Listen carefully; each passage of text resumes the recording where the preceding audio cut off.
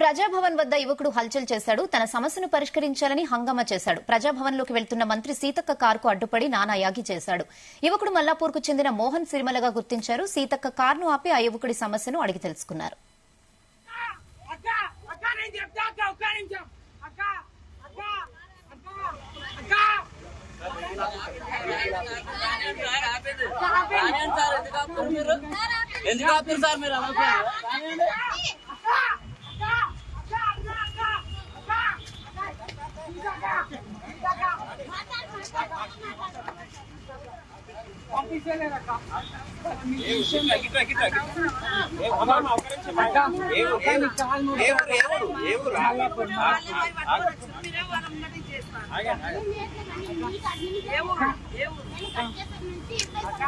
ప్రజాభవన్ వద్ద యువకుడు హల్చల్ చేశాడు. తన సమస్యను పరిష్కరించాలని హంగామా చేశాడు. ప్రజాభవన్లోకి వెళ్తున్న మంత్రి సీతక్క కారుకు అడ్డుపడి నానాయాగి చేశాడు.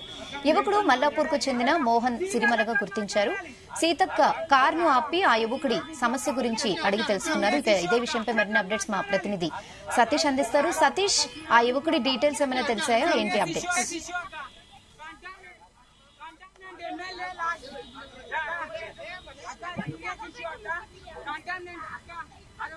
ఎస్ సతీష్, ఆ యువకుడి డీటెయిల్స్ ఏమైనా తెలిసాయా? ఏంటి అప్డేట్స్?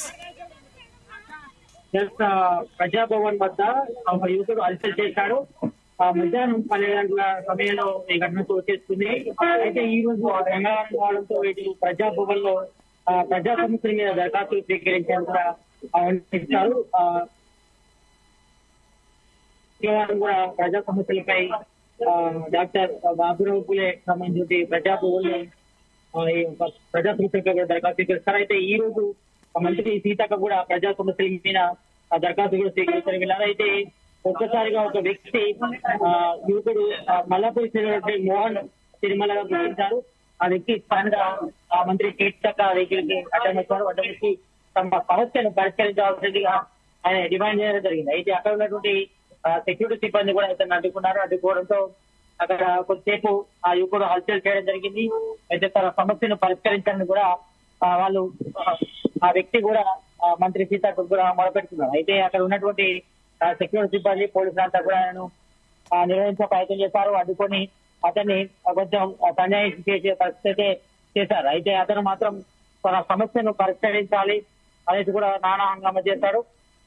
ఆ యువకుని ఆరోపిస్తున్న పోలీసులు ఆ సమస్యపై కూడా ప్రజాభవన్ లో దరఖాస్తు స్వీకరించి త్వరలోనే తన సమస్య కూడా ఆ ప్రాబ్లం సొల్యూషన్ కూడా తెలుస్తుందని కూడా చెప్పడం జరిగింది. అయితే కొద్దిసేపటి మాత్రం ఇటు మంత్రి సీత ఆ వెహికల్ అడ్డుకోవడం హల్చల్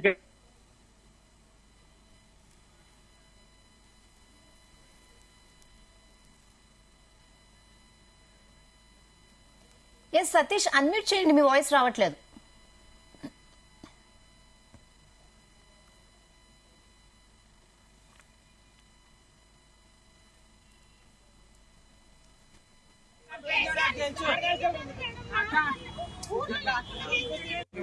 నేను మీకు చదివి ఇచ్చేసాను. నాకు నమ్మకం చాలా తక్కువ మంది మీద ఉంది. నాకు అన్యాయం చేసిందే పోలీసులు.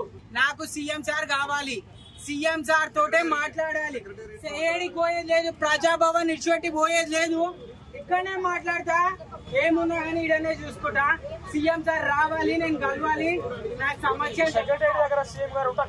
లేదండి. ఏడికి పడితే ఆడికి మేము ఎందుకు వెళ్తామండి? ప్రజాభవన్ దగ్గరికి వచ్చినాం. సీఎం సార్ చెప్పినారు న్యూస్ పేపర్ లో, నేను చదివినా. ఏం ఇబ్బంది ఉన్నా, ఎలాంటి నార్మల్ వ్యక్తి అయినా గానీ ప్రజాభవన్ కి నడుచుకుంటూ రండి, నేను దగ్గర ఉండే సమస్య పరిష్కారం ఇస్తాను. సీఎం సార్ పేపర్ లో న్యూస్ చదివినా. నేను పూర్తి నమ్మకం మీద, కాంగ్రెస్ పార్టీ సీఎం సార్ మీద పూర్తి నమ్మకం మీద నేను ఇక్కడికి వచ్చిన. నేను ఆయనను కలిసేవారికి నా సమస్య, నాకు చాలా అన్యాయం జరిగింది. మా ఇంట్లో ఆడవాళ్ళు రేప్ చేయబడ్డారు.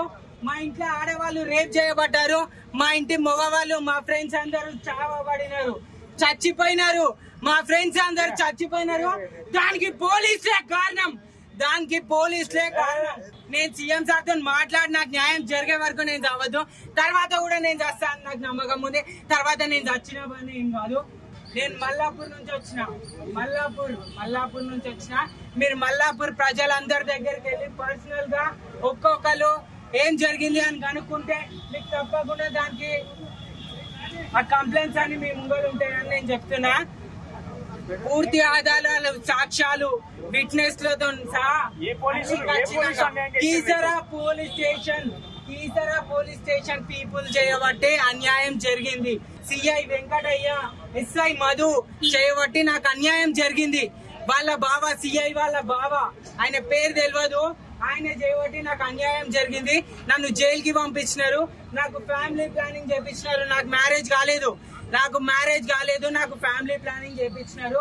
నన్ను పిచ్చి హాస్పిటల్, IMH హాస్పిటల్ కి పంపించి నన్ను పిచ్చోని వేసారు, నాకు పేరు రానియకుండా వేసారు. నేనేందో చూపెట్టాలి, నేనేందో కాదు. నాకు న్యాయం కావాలి. నాకు సీఎం సార్ మీద నమ్మకం ఉంది, నాకు న్యాయం కావాలి. మీరేం చెప్పాల్సిన అవసరం లేదు, నాకు తెలుసు. ఇదైతే ఒక్కసారి దయచేసి నాకు జస్టిస్ జరగదా అని చెప్పి నేను బాధపడుతున్నాను. నా బాధ కారణం కేవలం నాకు న్యాయం జరగదు అన్న భయం మాత్రమే. నాకు కాంగ్రెస్ పార్టీ మీద, సీఎం సార్ రేవంత్ సార్ మీద పూర్తి నమ్మకం ఉంది. నాకు న్యాయం కావాలి. నేను న్యాయం దొరికే వరకు నుంచి పోను. నా పైన డెత్ థ్రెట్ ఉంది అని చెప్పి నాకు అనిపిస్తుంది. రేపు నాకేమన్నా హాని కలిగితే దయచేసి ఈ కంప్లైంట్ సీఎం సార్ దగ్గరికి ఫార్వర్డ్ చేయాలని మనస్ఫూర్తిగా కోరుకుంటున్నాను.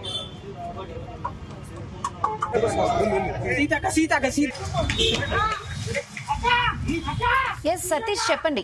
ఆ యువకుడు కీసర పోలీస్ స్టేషన్ లో సిఐ తనకు అన్యాయం చేసినట్లు చెప్తున్నాడు, అందుకే ప్రజాభవన్ కి అప్పీల్ చేయడానికి వచ్చినట్టు చెప్తున్నాడు. సో అసలు అన్యాయం ఏం జరిగింది, ఏమైనా డీటెయిల్స్ చెప్పడం జరిగిందా మీతో?